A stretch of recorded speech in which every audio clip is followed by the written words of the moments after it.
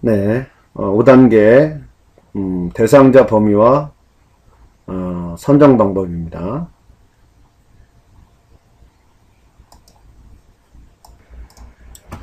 자, 필자의 경험상 여러 복지재단 또는 공동모금회에 신청된 계획서를 단연간 심사하면서 느낀 것은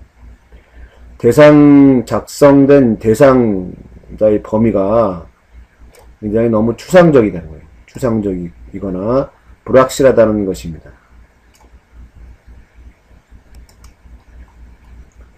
자, 우리가 통상적으로 알고 있는 그 일반 집단, 위험 집단, 표적 집단, 개인 집단으로 나누는 그런 대상자 범위 선정 방법에 대해서 이야기하고 있습니다. 이 방식의 의의와 한계를 보면은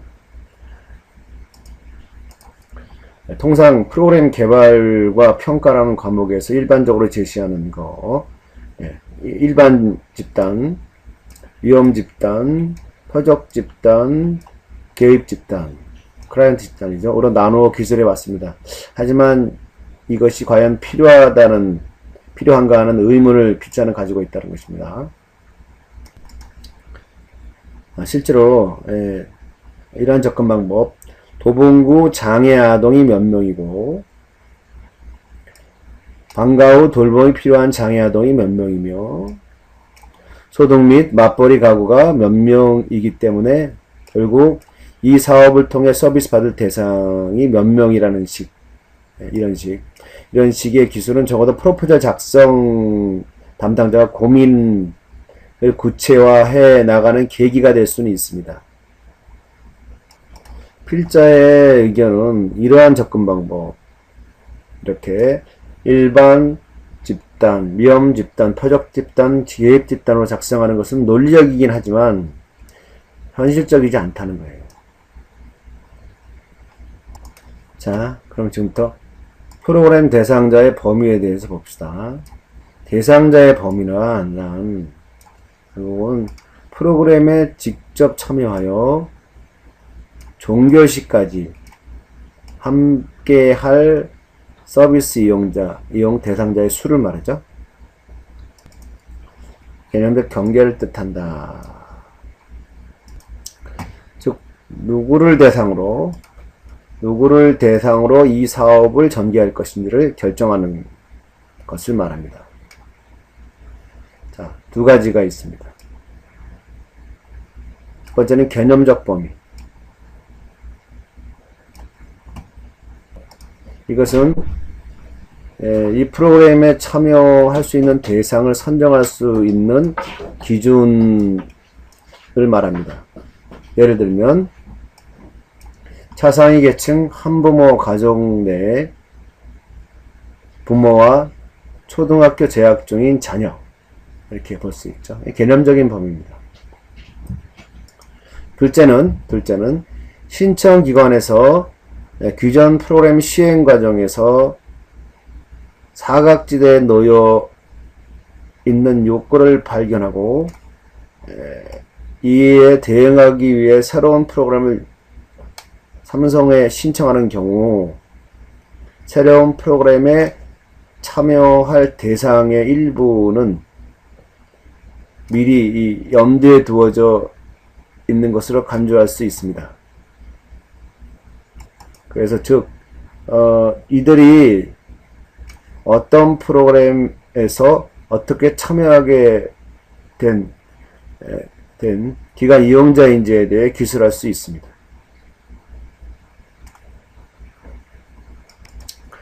다음은 대상자의 구분입니다. 구분. 보면은 프로그램 참여 대상이 확정되더라도 모두가 동일한 비중으로 참여하는 것은 아닐 수도 있습니다. 즉, 한부모 가족을 대상으로 부모와 자녀 관계 개선에 관한 것이면 양측이 동일한 비중을 가지게 될 수 있는 반면 그러한 가정 내의 아동의 사회적 망을 확대하기 위한 것이라면 아동이 주된 참여자이고 그러한 목적을 달성하기 위해 부모는 주변 참여자가 됩니다. 그리고 장애, 비장애, 형제 간 관계 개선에서도 마찬가지일 수 있습니다.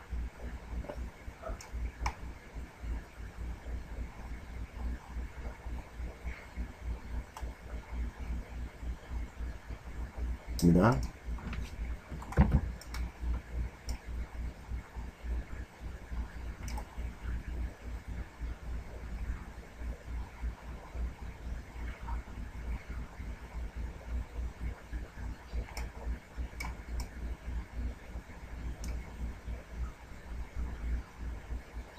이 사례입니다. 다음은 대상자 선정 방법입니다. 어떻게 선정할 것인가. 자, 여기에서는 대상자를 선정하는 기준 오늘 제시해야 되고요. 그 다음에 그 기준뿐만 아니라 그 대상자를 어떻게 모을 것인가에 대한 전략도 제시해야 됩니다. 그래서 대상 선정 기준과 그 다음에 어떻게 모을 것인가 전략 두 개를 제시해야 됩니다. 그래서 그 기준이 무엇인지 그 기준이 정확한지 살펴봐야 되고 대상 모집 홍보 방법도 기술해야 됩니다.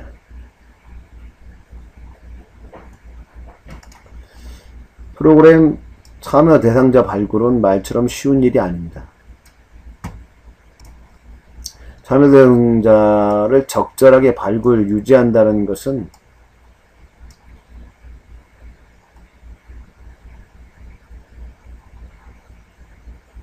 절반의 성공을 예약한 것이나 마찬가지라고 합니다. 자, 대상자가 반드시 저소득층이어야 하는가? 그리고 의문이고요. 프로그램 성격을 먼저 고려해야 한다.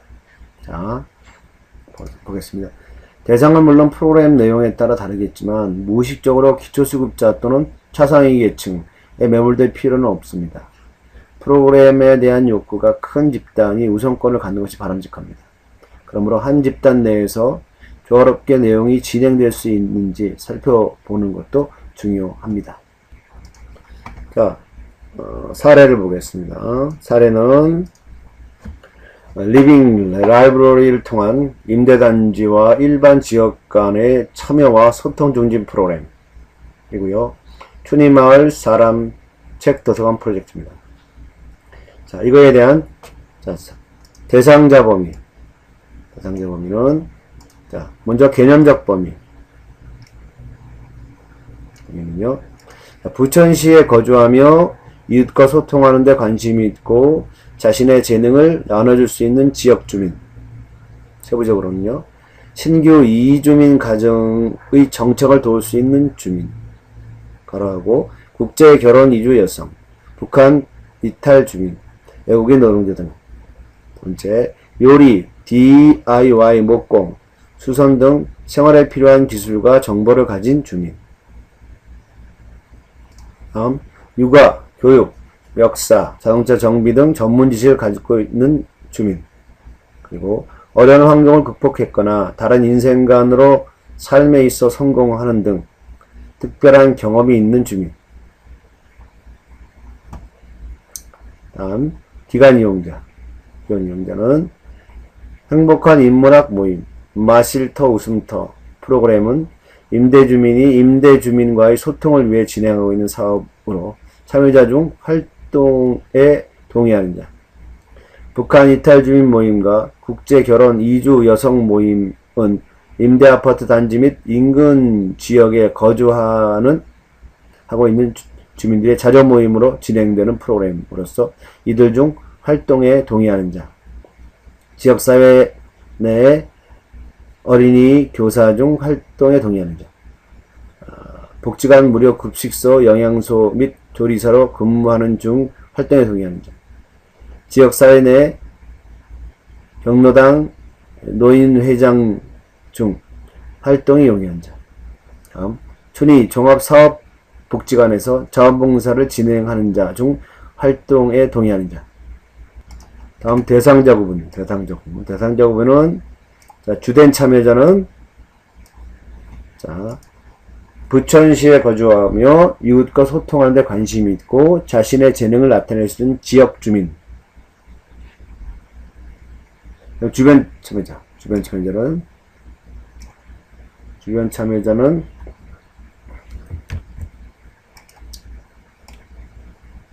사람 책을 대여하여 활용하는 이용자. 자, 대상자 선정 방법은 홍보 전략. 주민 또는 지역 내 네트워크, 기관 실무자를 통한 추천, 유튜브, SNS, 인터넷, 지역 신문, 웹진 발송, 유선방송 등 홍보. 세 번째, 시청 홈페이지, 동주민센터 안내 책자 배포, 동반장 반상회의, 지역 행사, 축제 시 홍보. 이런 것들이 홍보 전략이 되겠습니다. 그리고 면접 상담은 자기소개, 면접 실시, 프로그램 진행 시 면접 상담, 유관기관 네트워크 참여 시 접수 상담. 선정 기준. 이웃과의 소통 경험이 풍부한 자, 다양한 관계망에서 활동하고 있거나 활동 경험이 있는 자, 활동에 있어 시간적 제약이 적은 자, 주 1회 이상 활동이 가능한 자, 정기적 모임에 참여 가능한 자, 1년 이상 참여 활동이 가능한 자, 분야의 전문 지식을 가진 자, 위에 세 가지 중 한 가지 이상에 충족하고 참여에 동의하는 자. 자, LOC 대처 방향 보면은요, LOC 대처 방향, 네트워크 및 개별 지역 주민 관계망 활용, 관공서 유관기관 실무 네트워크망 활용, 대상자 모집 기한 연장, 선행 프로그램 수행 경험이 있는 부천 문화재단과 컨소시엄 연계 활용, 부천시 자원봉사 센터 연계 재능 나눔 참여자 활용. 이런 것들이 LOC 대처 방안이 되겠습니다. 자, 여섯 번째, 지향, 가치, 철학, 방향 설정입니다.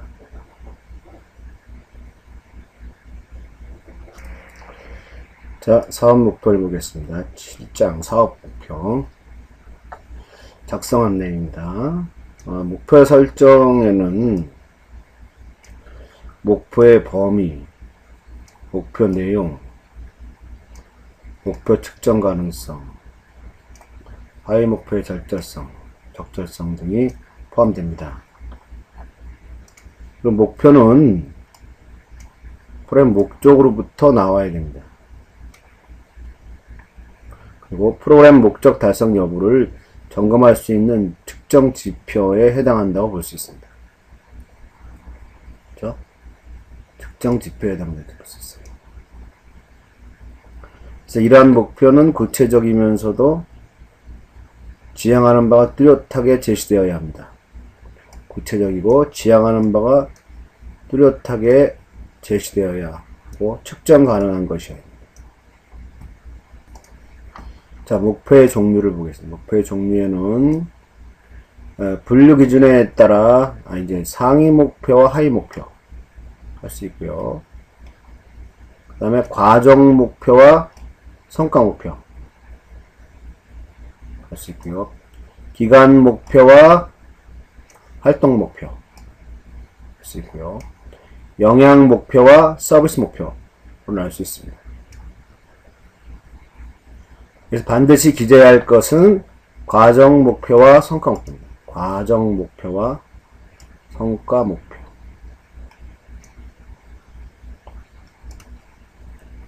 과정 목표는 프로그램 수행 과정별로 이루어지거나 설정될 수 있는 목표입니다. 프로그램 수행 과정별로 이루어지거나 설정될 수 있는 목표입니다.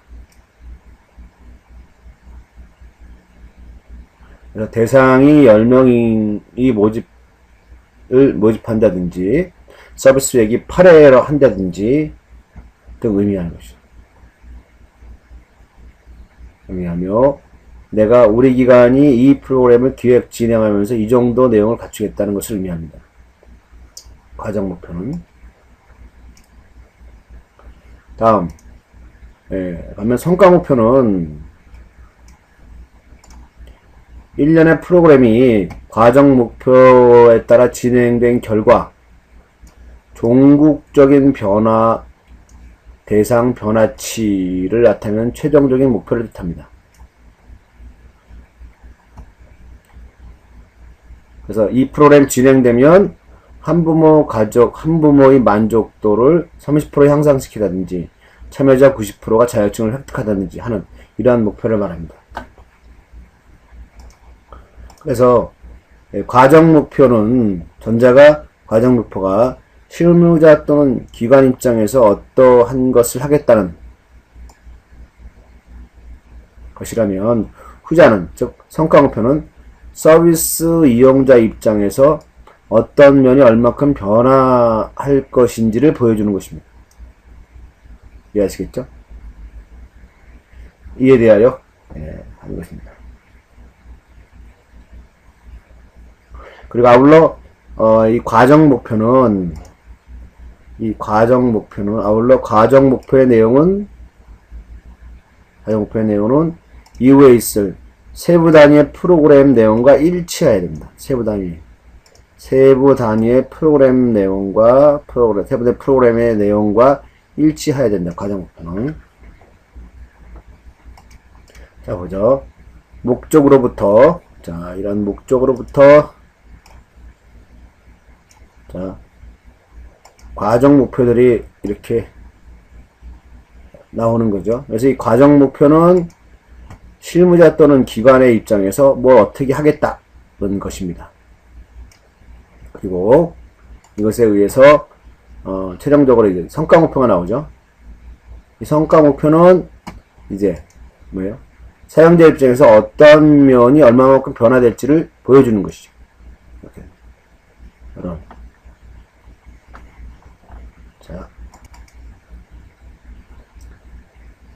자, 볼까요? 접수된 프로포절을 보면 목표를 제시하는 방식이 매우 다양합니다. 물론 다양할 수 있습니다. 그러나 과정 목표만 제시한다 그러면 하고 성과 목표에 대해서는 제시하지 않는 경우에는 문제가 됩니다. 즉 어떤 활동을 하겠다는 것 그 자체가 최종 목표가 되고 나면 프로그램 수행에 따른 변화를 살펴보기 어렵게 된다는 점입니다. 그래서 참여 대상을 10가족 확보하고 세부 단위 프로그램을 20회기 진행한다고 해서 의도한 바가 달성되었다고 보기는 어렵기 때문입니다. 물론 어떤 경우에는 과정 목표 자체가 의미가 있는 경우도 있습니다. 파편적이고 분절적인 개별자를 묶는 네트워크를 처음으로 만드는 자체, 20회기에 참여한다는 자체가 경이로운 변화로 간주될 수가 있습니다. 그러나 심사 과정에서 과정 목표가 최종적인 목표로 설정되는 것이 옳은지, 그 정도로 하더라도 우수하다고 판단될 수 있는지 등에 대해서 검토가 이루어질 것입니다. 신청자의 고민이 깊지 않아서 목표 설정에 대한 이해 부족으로 기인한 것으로 판단되면 높은 점수를 받기가 어렵게 됩니다. 다음, 목표의 내용. 목표의 내용은 목적과 혼동하지 않아야 합니다. 그래서 궁극적으로 지향하는 바가 아니라 본 사업을 통해 구체적으로 달성 가능한 지점을 명시하는 것이 목표 내용이 되어야 합니다. 둘째, 목표 간에 서로 배타적입니다. 그래서 1목표와 2목표가 전혀 별개의 것이 될 수는 없는 것은 한 목표 아래 도출되기 때문입니다. 하지만 1목표와 2목표가 하위 목표임에도 별도로 설정되어서는 곤란합니다. 그 다음에 목표가 측정 가능합니다. 측정 가능한 거죠. 측정 가능. 그래서 목표는 뭐? 목표는 평가 지표와 평가 도구와 연결돼야 됩니다. 평가 지표, 평가 연결돼야 됩니다.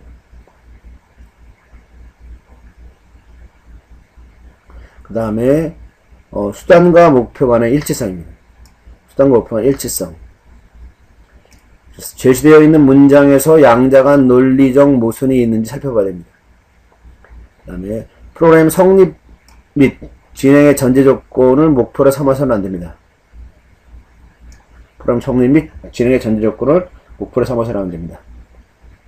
최종 목표에 포함되어야 할 것이 아니라 오히려 프로그램을 진행하는데 필수적인 전제 조건에 해당하는 것을 첫 번째 목표로 제시하는 경우가 있습니다.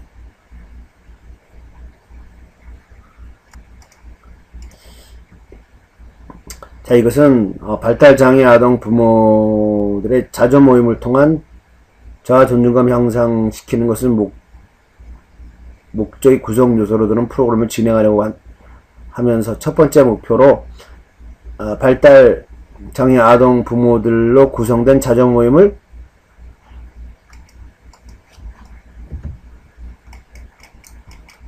구성한다에 드는 경우가 있습니다. 이런 경우에 이것은 목표로 설정될 수가 없습니다. 왜냐하면 자조 모임을 구성하지 않으면 이 프로그램 성립조차 불가능하기 때문입니다. 어차피 해야 할 사업의 일환인데 이것을 목표로 제시되는 것은 마치 전제 조건을 본 내용의 하위 구성 요소로 두는 오류와 유사하기 때문에 이를 유심히 살펴봐야 됩니다. 목표 설정에 자기점검을 한번 보죠. 자기점검. 목표의 범위 부분입니다. 자, 보면은 프로그램 시행의 목적이 분명히 목표에 반영되어 있는가. 목적이 목표에 반영되어 있는가. 그죠? 다음, 프로그램 성립의 사전 요건적 성격이 목표에서 배제되어 있는가. 그 다음에 목표의 내용입니다. 목표의 내용은 목적과 목표를 혼동하고 있지 않은가.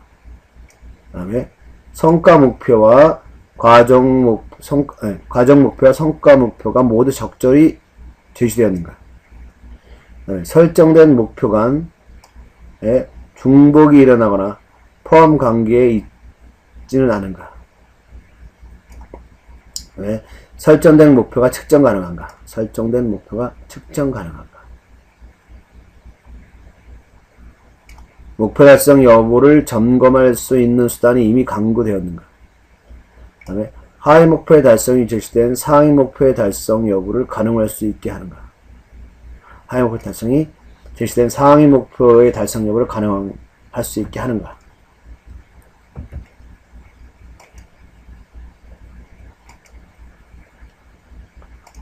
다음 프로그램 내용입니다. 프로그램 내용. 작성 안내.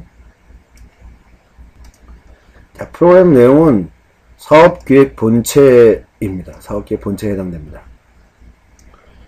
제시된 목표를 달성하기 위해서 구체적인 수단에 해당하는 단위 프로그램의 내용과 작동 방식을 모두 포함하고 있습니다. 이를 다원하기 위해서는 세부 프로그램이 어떠한 성과를 달성하기 위한 것인지를 밝혀야 합니다. 또 그 프로그램을 구성하는 세부 활동들이 무엇이며, 세부 활동이죠. 프로그램 세부 활동 무엇이며 요구되는 자원이 무엇인지 위해서 무엇인지 찾아내야 합니다. 그렇죠? 목표를 달성하기 위해서 어떤 프로그램을 할 것인지, 그리고 그 프로그램의 세부 활동이 무엇인지, 그리고 요구되는 자원이 무엇인지를 찾아내는 것이 바로 프로그램 내용입니다. 자, 구체적인 작성 내용을 보겠습니다. 제시한 프로그램의 목적과 목표를 달성하기 위한 구체적인 수단으로서의 사업 내용은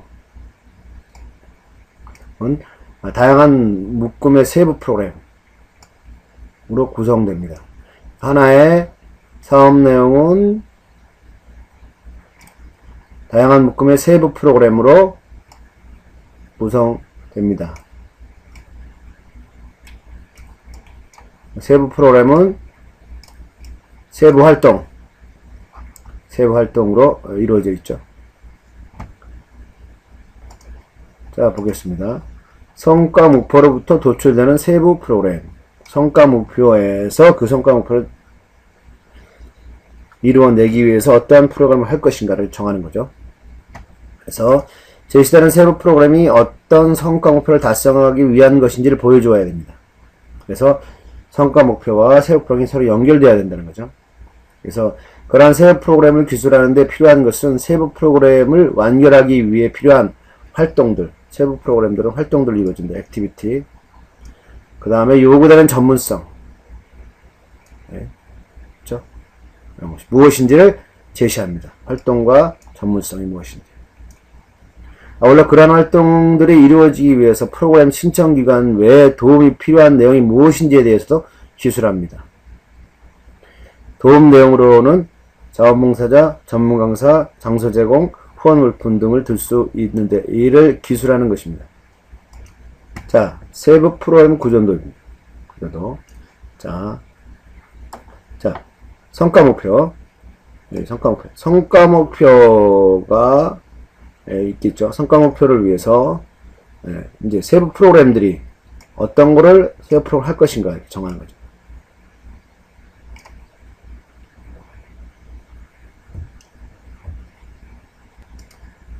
그리고 세부 프로그램을 이루는 세부 활동들이 이렇게 있는 거죠. 어떤 활동들을 하는지 이렇게 지금 연결되어 있는 거죠. 이렇게 연결되어 있는 거죠.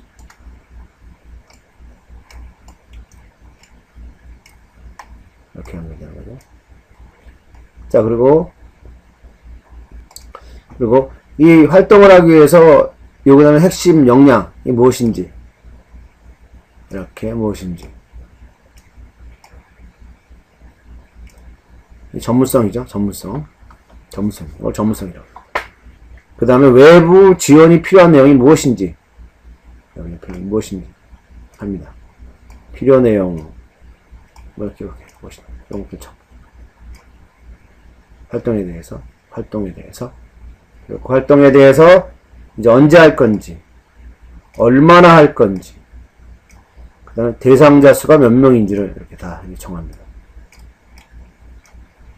그렇게 되면은 성과 목표와 세부 프로그램과 세부 프로그램 내용과 세부 프로그램 내용을 세부 활동을 위한 핵심 역량, 즉 전문성이 무엇이고 외부 지원에 필요한 내용이 무엇이고 언제 할 거고 얼마나 할 거고 누구를 대상으로 할 건지 이렇게 나옵니다. 이게 바로 세부 프로그램 구조도입니다. 이렇게 그림이 그려질 수 있어야 되죠. 다음 세부 프로그램 구현 방식과 선정 사유입니다. 세부 프로그램을 선정함에 있어서 다양한 대안들을 고려할 수 있습니다. 아울러 그러한 세부 프로그램이 어떻게 작동될 것인지를 설명해야 합니다.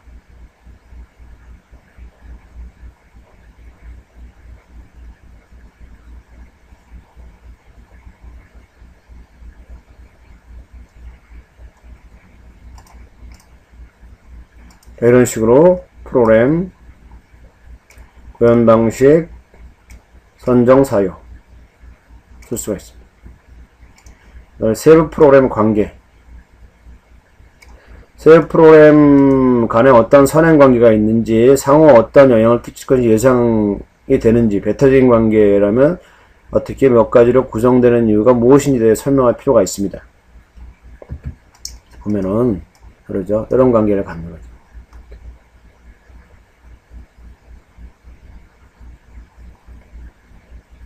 다음 추진일정입니다. 추진일정. 자, 추진일정은 추진일정표로 제시합니다. 보는 바처럼 이렇게. 그 다음에 일정 설계에서 주요하게 고려될 사항들은 표 아래에 기재합니다. 추진일정을 쓰죠. 자, 사례를 한번 보겠습니다. 사례 보기. 자, 사례. 지역사회 노인과 대학생 간의 세대 통합을 위한 스마트폰 영화 제작 프로젝트 아메리카노 비슷해요.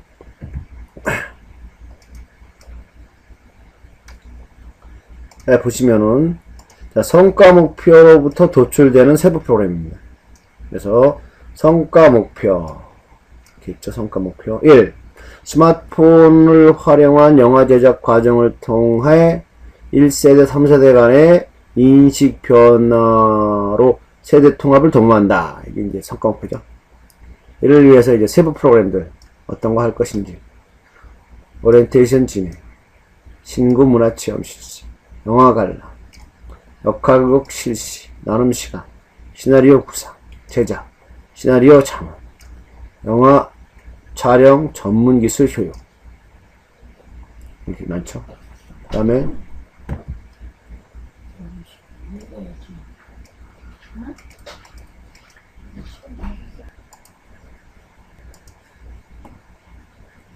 시나리오 자문, 영화 촬영 전문 기술 교육, 견학 실시, 영화 촬영, 영화 시세 개최, 영화제 참여, 영화 상영, 온라인 매체, 영화 배포, 영화제 참여.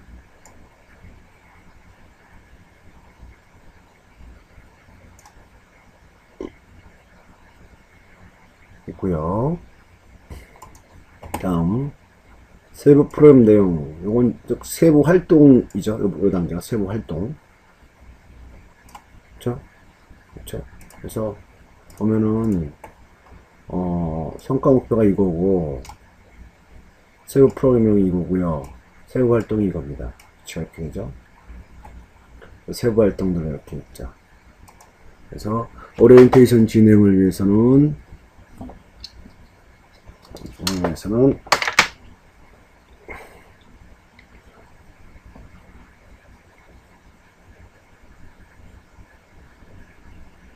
나들이를 통해 서로 간 인사, 역할, 분장, 실시 이런 것들 활동이 세부 활동입니다.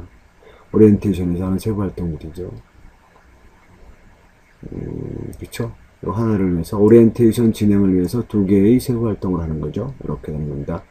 그리고 나들이를 통해 서로 간 인사 이거는 대인관계 형성 능력을 이 있어야 되는 거죠. 오늘 핵심 역량은 그 다음에 역할 분장 실시는 선택권 구현, 방안 마련 이런 것들이 필요하고 외부 지원 필요 내용은 전문 자원봉사자가 필요하고요. 여기는 또 전문 강사가 필요하고 이런 식으로 해서 세부 활동 이후에 요구되는 핵심 역량과 요구 내용 지원, 외부 지원 내용과 시작 시기, 시행 횟수, 대상자 수 이렇게 해서 세부 활동과 그 핵심 역량, 외부 지원 필요 내용 등을 이제 쭉 조사하는 거죠. 바로 이 부분, 바로 이 부분이 여러분들이 프로포잘 우수 사례를 보면서 실제로 이러한 표들을 만들어 보면 좋습니다. 실제로 제가 레포트를 내고 싶었는데 지금도 갈등하고 있어요. 이걸 낼 것이냐 말 것이냐. 지금 여러분들이 프로포잘을 만들고 있기 때문에 부담스러울 수가 있어서 이걸 제가 고민하고 있는데 여러분들 제가 나눠준 우수 사례 프로포잘들을 다 이런 식으로 성과 목표 세부 프로그램 이런 식으로 바로 여기에 있는 표를 이렇게 좀 그렇죠? 이 표들을 여러분들이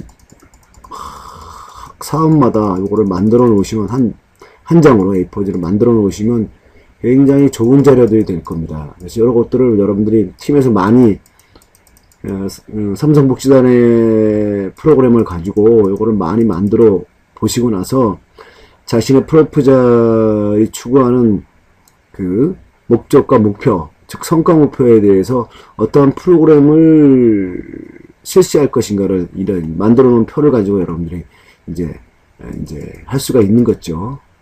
그래서 여러분들이 많은 자료들을 얻으시려면 제가 나눠드리는 그 우수사례 프로포잘 거기서 많이 보시고 세부 프로그램을 잡아내실 수 있어야 됩니다. 아셨죠? 풍성한 프로포잘을 기대합니다.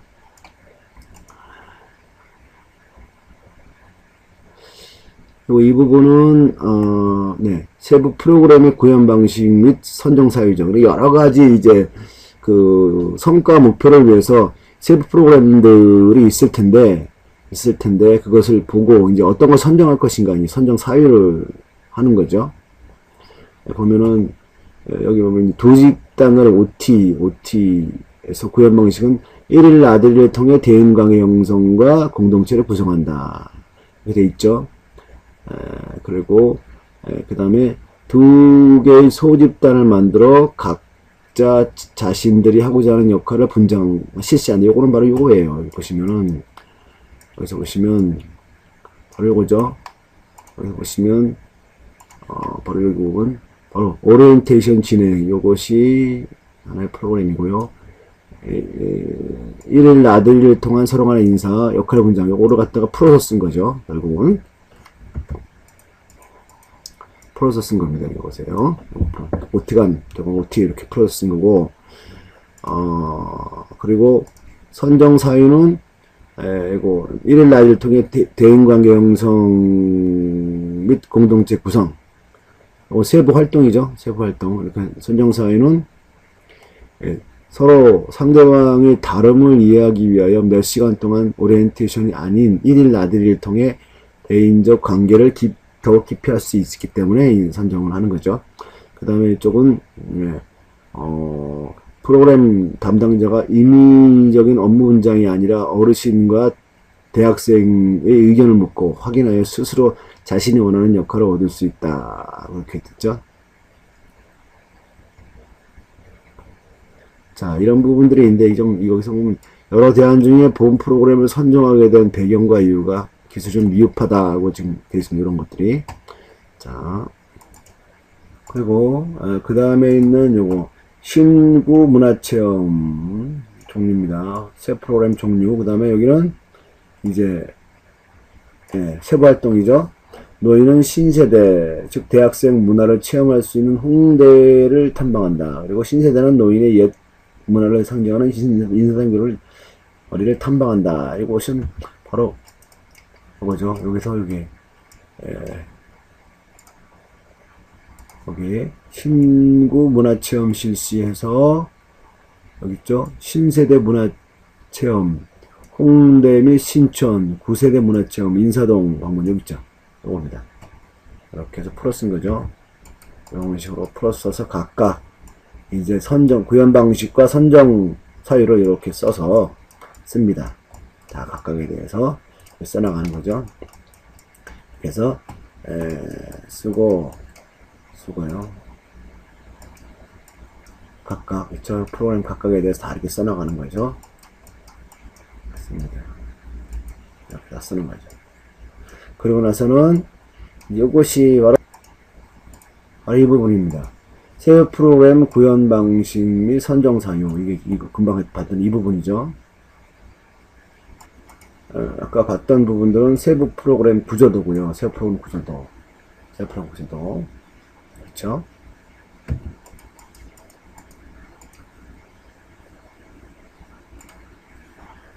자, 볼 것이 세부 프로그램과의 관계입니다. 그렇죠? 이 세부 프로그램과의 관계는 이렇게 표시합니다. 파트너십 A, B, C, D, E 이렇게 해갖고 네. 자, 이런 식으로 세부 프로그램 관계를 보면 파트너십 프로그램, 외부 활동 및 체험, 전문 교육, 시나리오 제작과 영화 촬영, 영화 홍보 이렇게 나누어서 각각 이렇게 그룹핑해서 서로의 관계들을 이렇게 써주는 거죠. 써줍니다. 이거는 저쪽 우리 교과서에 해당되는 그 부분에서 세부 프로그램 관계를 봤고요. 자세히 설명하지 않겠습니다. 자, 자기점검은 먼저 자기점검 이 단계에서 먼저 제시한 가치에 적합한 내용으로 프로그램을 구성하고 있는가. 그 다음에 여러 세부 프로그램 중에 제시하고 있는 프로그램이 목표 달성을 위해 가장 적합한 것을 어떻게 주장할 것인가. 성과 목표로부터 세부 프로그램이 도출되고 있는가? 그 다음에 세부 프로그램과의 상호 연관성이 충분히 설명되고 있는가?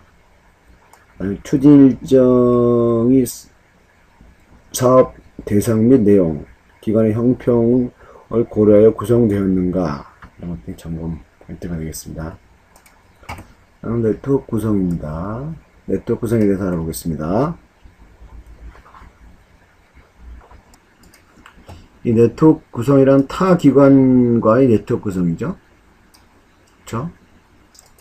이것은 그 기관이 위치한 지역의 지역 실정 또는 프로그램 내용에 따라 달라집니다. 그래서 대도시에서는 사회복지 및 관련 기관, 단체가 많아 연계 협력할 가능성이 높지만 이 농어촌 지역의 경우에는 절대적인 인프라가 부족하기 하죠. 그렇기 때문에 네트워크 구성할 대상 또는 사업 내용이 많지 않습니다.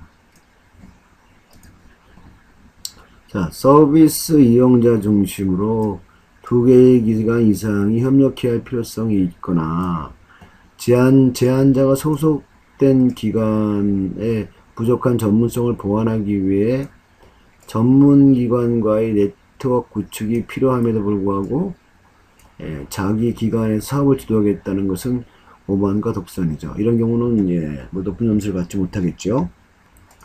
자, 이제는 필요하다면 두세 개의 기관이 컨소시엄을 구성해서 보다 이용자 친화적인 서비스 제공 방식을 개발해야 합니다.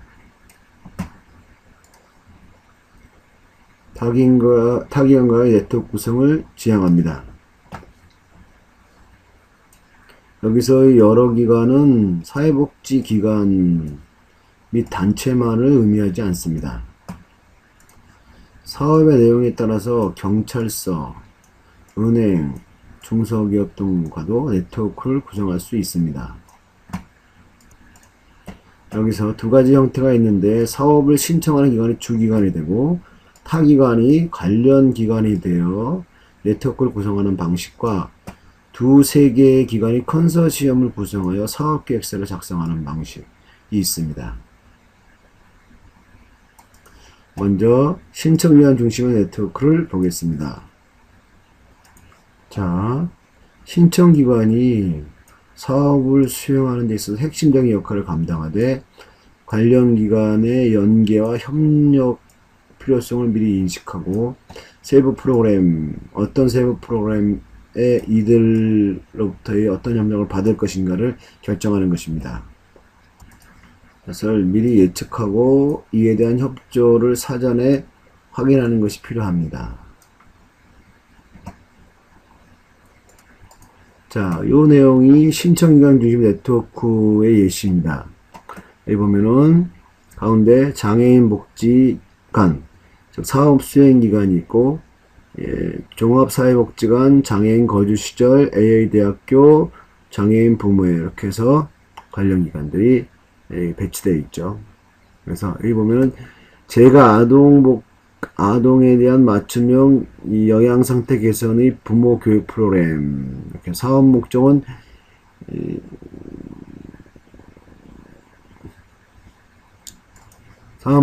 영양상태의 균형이 깨져 있는 제가 장애 아동에게 맞춤식 영양급식을 제공하는 한편 장애 아동의 부모에게 자녀의 영양 문제에 대한 교육을 실시함으로써 부모의 지속적인 영양 관리 능력을 함양하여 자녀의 건강한 심리적 발달을 도모하는 데 있음이고요. 종합사회복지관 또는 지역생활센터에서의 유사 중복사업의 가능성에 대해 상호 협의를 합니다. 이렇게 요거 하고 장애인 거주시설 영양사와 사업 전문성 함양을 위한 협의를 하죠. 요겁니다. 요거 이렇게 해서 제공을 한다.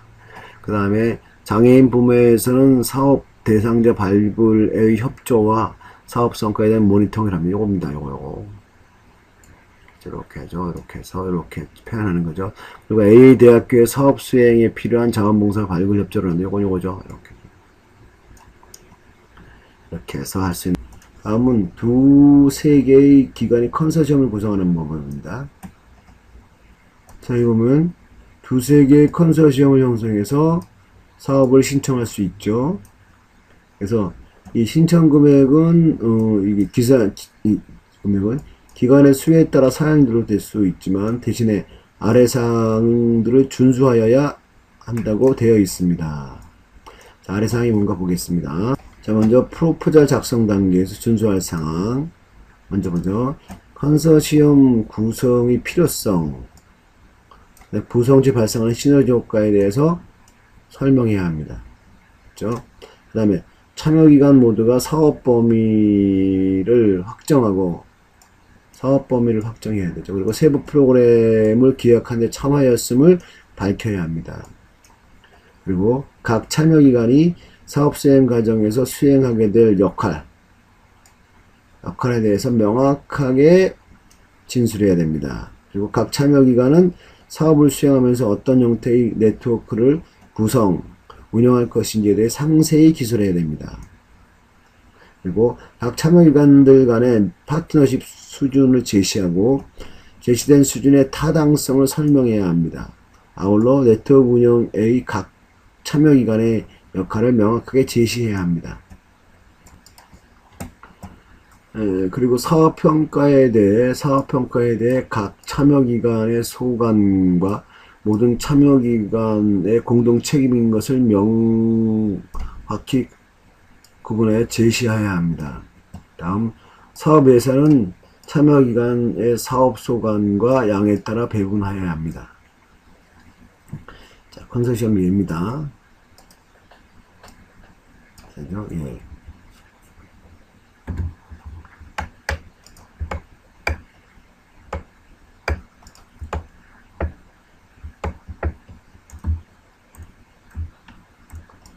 이렇게 구성할 수 있죠.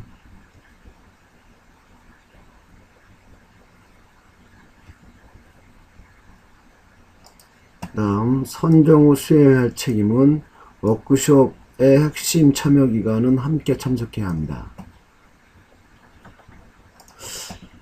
그리고 최종 보고서의 네트워크 구성, 운영 및 서비스 이용자 중심적 서비스 프로세스에 대한 내용을 담아내는데 공동 책임이 있습니다. 그리고 사례 보기는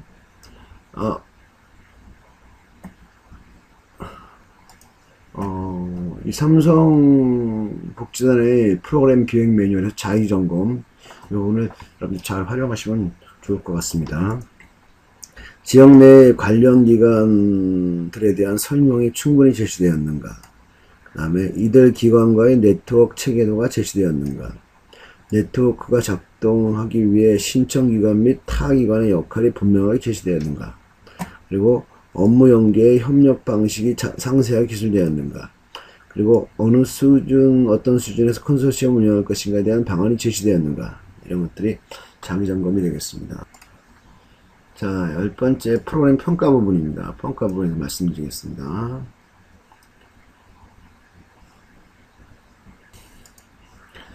프로그램을 기획 구성하는 데 있어서 평가만큼 중요한 것은 없습니다. 왜냐하면 그만큼 평가를 그리고 어떻게 할 것인가를 살펴보면은 자신이 의도하고 계획한 프로그램의 목적과 목표가 정말 정확하게 표현되는지 알 수 있기 때문입니다. 즉 처음에 다소 부정하였다 하더라도 이후 보완할 기회를 평가 지표 설정, 평가 방법 등 모색하는 과정에서 가질 수 있게 됩니다. 아울러 평가를 하기 위해서 프로그램을 진행하다가도 어느 순간에서는 평가자가 되어야 하는 역할 변신도 필요하게 됩니다. 자, 평가는 단순히 의미가 있었다, 유의미한 의미 변화를 가져왔다, 성공적이었다라는 표현을 붙여서는 곤란합니다. 오히려 어떤 내용들이 진행되었고 어떤 결과를 가져왔는지를 냉정하게 되돌아보는 것을 의미합니다. 여기서 구체적으로 고민해야 할 것은 평가 방향, 그리고 평가의 범위, 평가의 방식입니다. 먼저 평가의 방향을 보겠습니다. 평가 방향. 프로그램 평가는 크게 두 가지로 나눕니다. 첫째, 산출 목표와 성과 목표가 제대로 달성되었는지를 살펴보는 것입니다. 산출 목표와 성과 목표가 제대로 달성되는지 살펴보는 것입니다. 실제로 계획된 수만큼 모든 것이 진행되었는지, 그리고 그러한 노력의 결과로서 이 서비스 이용자들이 어떻게 얼마나 변화했는지를 살펴보는 것입니다. 앞에 기록에 산출 목표고 뒤에 기록에 얼마나 변화했는지 이것이 성과 목표죠. 그래서 산출 목표는 과정 목표, 산출 목표는 프로그램 선정 이후에 자문 교수와의 협의 과정에서 변화될 수도 있습니다. 컨설팅 과정에서 끊임없이 산출 목표 변경 또는 달성 정도가 점검됩니다. 둘째는 프로그램에 대한 과정평가입니다. 과정평가입니다. 과정평가. 첫 번째가 뭐였죠?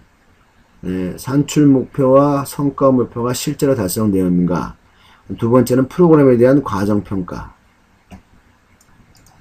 자, 이것은 과정 목표에 대한 달성도를 뜻하는 것이 아닙니다. 아니고 프로그램 진행 과정에서 겪었던 다양한 시행착오와 난관들, 그러한 애로사항에 대해 실무자가 어떻게 타개 방안을 제시했으며 그 방안을 추진함에 있어서 당초의 계획과 어떻게 프로그램의 내용이 달라졌는지, 그 과정에서 시사해주는 합의가 무엇인지를 살펴보는 것입니다. 자, 이 부분 평가의 의미는 또 이런 부분이 있습니다. 이 프로그램 실시 결과 보기 좋았더라에 그치는 것이 아니라 이보다 더 좋은 프로그램을 개발하거나 혹은 이 프로그램을 응용하여 실제 자신의 기관에 적용하고 싶어 하는 또 다른 실무자에게 의미 있는 내용을 전달할 수 있어야 합니다. 그러므로 평가자는 평가를 통해 자기 만족의 결과를 도출하는 것이 아니라 프로그램 수행 과정별로 자신의 경험과 노하우가 평가 내용에 함께 포섭되어야 합니다. 다음 평가의 범위입니다.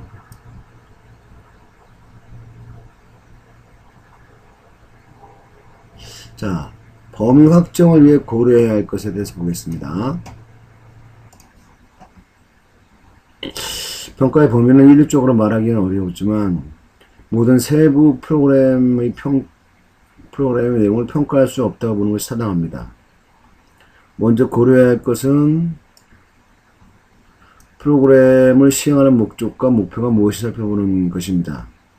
왜 이 프로그램을 시작했는지에 대한 좌표 설정이 유동적이면 자신의 분신과도 같은 프로그램 하나하나가 다 의미 있어 보이기 때문에 전체의 흐름과 체계를 망각하기 쉽습니다. 그러므로 먼저 목표 달성 여부를 측정할 수 있는 대표적인 평가 방법을 미리 제시해 두고 그 평가 방법을 수행하기 위한 일련의 절차별 과제를 진행하는 과정에서 필요한 체크리스트를 만들어 놓는 것이 중요합니다. 세 번째로 평가 방식입니다. 평가 방식에는 양적 평가와 질적 평가 두 가지가 있습니다. 양적 평가 방법으로는 각종의 설문조사와 실험 설계가 가장 많이 쓰이고, 질적 평가 방법으로는 면접, 인터뷰와 참여 관찰 방법이 많이 씁니다. 자, 양적 평가를 위해서 활용되는 사회복지 분야의 척도들은 반포 종합사회복지관과 서울대 학교에서 실천 사회복지연구에서 펴낸 자아개념 척도, 심리 및 건강 척도, 사회적 기능 척도, 가족 관련 척도, 사회적 관계만 척도, 조직 및 직무 관련 척도 등 6개 분야의 106개의 척도 중에 어느 하나를 채택할 수 있습니다. 중요하죠. 도서관에 있습니다. 이 책은. 그리고 나아가 이 척도들이 프로그램 성과 측정을 위해 개발된 것이 아니기 때문에 필요에 따라서 기관 내부의 논의와 자문 교수의 자문을 거쳐 일부 수정한 척도를 새롭게 개발 적용하는 것도 일정한 범위 내에서는 가능하다고 볼 수 있습니다. 자, 다양한 영역과 종류의 척도들입니다. 자아개념 척도들 있죠. 이렇게 자기효능감 척도, 자기효능감 척도, 자아정체감 척도, 자아정체감 척도, 자아존중감 척도, 자아존중감 척도, 자아존중감 감사도구, 자아존중감 척도, 자아존중감 척도, 그다음에 심리 및 건강 척도, 경제적 스트레스 척도, 내외 통제성 척도 쭉 많죠. 그다음에 사회적 기능 척도, 개인 내적 엠파워먼트 척도, 공개성 척도 쭉, 내담성, 대책이제, 성인애착, 청소년 대책 척도 많죠. 가족 관련 척도들 이렇게 있고요. 그 다음에 사회관계망 척도들 보시고 나중에 필요하다면 책을 보시면 됩니다. 조직 책무 관련 척도들, 그 밖에 척도.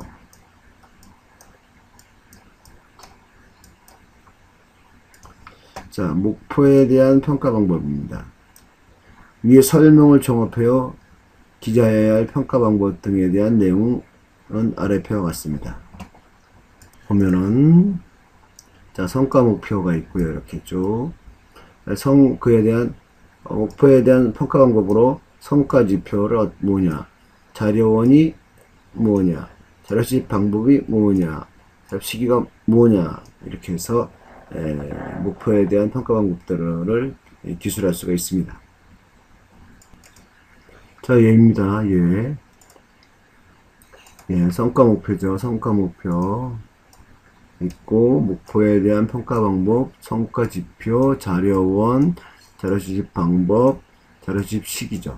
그래서 먼저 성과 목표가 매거진 제작에 필요한 전문적 교육 과정의 참여와 기술 습득을 통해 정신장애인의 자존감을 40% 이상 향상시킨다. 이게 성과 목표고, 이를 위해서 성과 지표는 주된 참여자들의 사전, 사후 검사를 통한 변화율을 측정한다. 그래서 자료원은요, 매거진 제작에 참여한 정신장애인 20명, 자료 수집 방법, 측정 도구와 방법, 측정 도구는 설문조사로 하고요.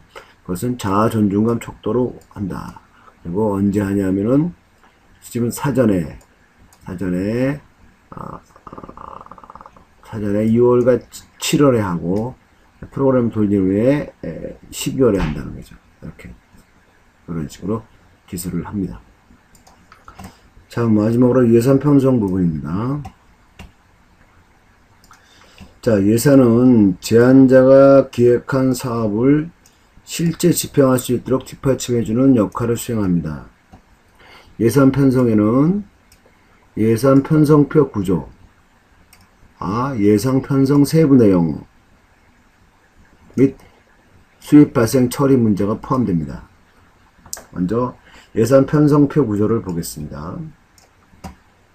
자, 현재로서 흔히 사용되는 예산 편성표는 두 가지로 작성되고 있습니다. 첫 번째는 직접 경비와 간접 경비를 나눈 것이고, 두 번째는 삼성 신청분과 기간 배합 자금으로 나누어집니다. 그러나 본 매뉴얼은 아래와 같이 작성합니다. 먼저 인건비는 원칙적으로 지원하지 않습니다. 다만 추가 인력 채용 등 불가피한 경우에 신청할 수 있지만 아래 원칙을 준수해야 합니다. 자, 삼성과 해당 기관이 함께 인건비를 부담한다. 그러므로 부담 비율과 그에 따른 부담금은 반드시 명시해야 한다. 그리고 지원 사업 종료 후에 기간에 해당 직원에 대한 인건비 지급 계획이 어떠한지에 대해 서술하여야 한다. 그리고 수용비, 관리 운영비, 예를 들면 수도요금, 전기료 등 각종 공과금, 수용비는 원칙적으로 지원하지 아니한다. 그다음에 신청 예산은 삼성 신청분과 기간 배합 자금으로 나누어 기재한다. 전체 내용을 한눈에 한 표에 작성한다. 다음 예상 편성 세부 내용. 자, 삼성에서는 예산 집행에 대한 정상 개념이 없다. 어떻게 쓰든지 자문교수와 합의하면 프로그램 목적 달성을 위해 가장 최적의 방법으로 사용하여 하는데 걸림돌이 없고 예산 변경 등에 소요되는 시간적 비용 또한 최소화하고 있다. 그러므로 예산 편성에 있어서 과도하게 상식에 벗어난 것이 아니라면 이를 허용한다. 또 지역 격차도 인정한다. 그러면서도 아래 항목들은 작성 전 반드시 짚어봐야 한다.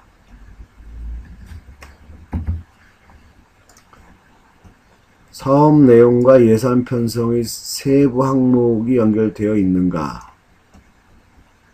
사업 내용은 있지만 이를 뒷받침할 예산 편성이 되어 있지 않고 누락되어 된 것이 없는가? 중요하죠. 그 다음에 세부 프로그램을 수행하는데 심사자가 납득할 만한 정도의 객관성을 확보하고 있는가? 그렇지 않을 수 있는 항목은 아래표에 그 사유를 명시해야 한다. 그리고 서비스 단위 생산량은 기재하지 아니한다. 다음 수입 발생 처리 문제입니다. 서비스를 제공하다 보면 프로그램 참여자로부터 이용료를 받을 수 있는 경우가 있습니다. 이 경우에 발생되는 수입에 대해서는 기관이 잡수입으로 처리해서는 안 되고 삼성에 신청한 사업을 위한 예산으로 계상하고 관련 사업을 추진하는 데 사용해야 합니다. 자, 예상 편성의 작성표입니다. 이렇게 해서 항목, 네트워크 구축 기관 관리, 네트워크 기관 협약식, 이렇게 해서 산출 내역, 삼성의 신청분, 기간 배합 자금, 조달 방법, 이렇게 있습니다. 그래서 네트워크 구축 기관 관리비에서 네트워크 기관 및 사업체 관리비 전체, 그렇죠? 그래서 2만원씩 15명 3회하는 90만원에 대해서는 삼성에게 신청한다 이거죠. 그리고 현장 실업 사업비 현판 제작비 요거는 총 4개 업체 10만원씩 해서 40만원 요거는 삼성에 신청한다는 거죠. 그리고 네트워크 기관 협약식 현수막 제작비 하나에 7만원이고 하나 만들면 7만원 하고 간담회 1인당 2만원 10명이면 20만원 기타 준비비 20만원 도합 27만원 삼성에 신청하고 그 다음에 또 20만원은 기간 배합 자금 자기들이 내겠다는 거죠. 그래서 총 이렇게 기간 배합 자금 이렇게 해서 나올 수 있습니다. 마지막으로 예산 편성의 자기점검 보겠습니다. 사업비, 인건비와 수용비 제외한 사업비에 대하여 삼성 신청분과 자부담을 구분하여 설명하고 있는가? 그렇죠? 사업 내용과 예산 편성의 세부 항목이 연결되어 있는가? 사업 내용은 있지만 이를 뒷받침할 예산 편성이 되지 않고 누락된 것이 없는가? 세부 프로그램을 수행하는데 심사자가 납득할 만한 정도의 객관성을 확보하고 있는가? 그렇지 않을 수 있는 항목은 표 아래에 그 사유를 명시하고 있는가? 그리고 프로그램 진행 과정에서 수입이 발생하였을 때 어떻게 처리할 것인지 명확하게 제시되고 있는가?